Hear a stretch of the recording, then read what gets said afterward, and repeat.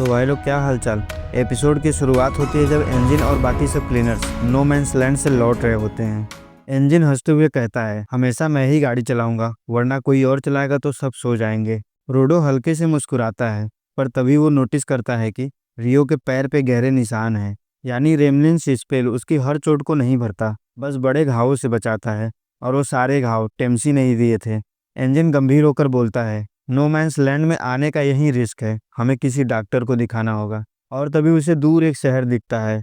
रूडो जैसे ही उस शहर पहुंचता है वो रुक जाता है। ये जगह मुझे जानी पहचानी लग रही है। वो वही बूढ़ी डॉक्टर थी जो पहले उस पर चिल्लाई थी। Doctor Alice. एक मरीज चिल्लाता है, अब कभी नहीं आऊंगा इस बुढ़िया के पास। एलिस गुस्से में बड़बड़ाती है, तुम सबको ठीक होना ही नहीं है। पर एंजिन मुस्कुराता है, ये कमाल की है। ये उन पहली डॉक्टर्स में से है जिन्होंने बॉडी पॉल्यूशन का इलाज किया था, लेकिन ओवर स्टडी के कारण उन पर साइड इफेक्ट हुआ। अब वो हमेशा चिल्लाती रहती हैं। पता चलता है कि वो एशिया और अगस्त की दादी हैं। एशिया और अगस्त अपने मोटरसाइकिल से आए थे।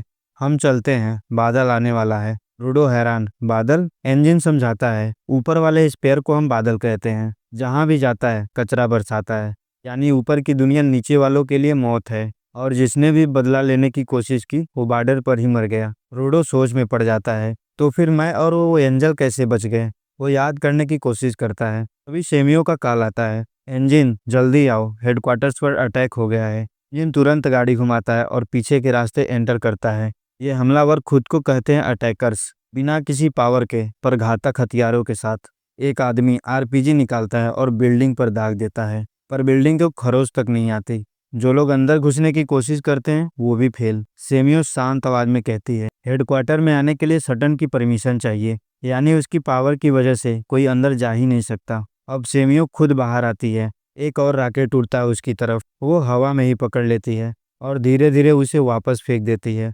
गोलियां चलती है, पर वो मानो टाइम स्लो मोशन में सबसे बच जाती है।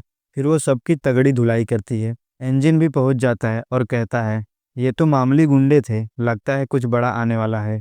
थोड़ी देर बाद सब रेस्टोरेंट में बैठे हैं। पास ही एक आदमी सोच रहा है, मैं यहाँ आराम करने आता हूँ, बस इन गिवर्स को छोड़कर। किसी एक चीज से इतना जुड़ाव, पागल लोग। फिर उसकी नज़र रूडो पर पड़ती है, वो घबरा कर भाग जाता है।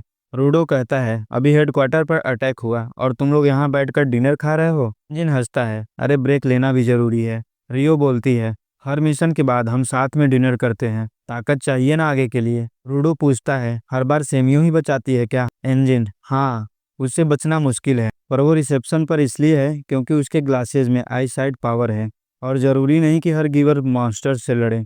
रियो जोड़ती है, यह डिपेंड करता है उसने अपने वाइटल इंस्ट्रूमेंट को कैसे रखा है। जो पूरी पावर यूज करते हैं वो अटैकर्स बनते हैं, बाकी डिफेंडर्स। 3 बच्चे अंदर आते हैं, टीन चाइल्ड। रूडो तुरंत पहचानता है, यही वो है जिसने मेरी लॉलीपॉप खाई थी। वो झट से अपना खाना छुपा लेता है। लड़की बोलती है, मैं गीता हूँ, जब तुम पहली बार हेडक्वार्टर आए थे मैं वहीं थी। बाकी 2 हैं, डियरसा और ब्रोसा।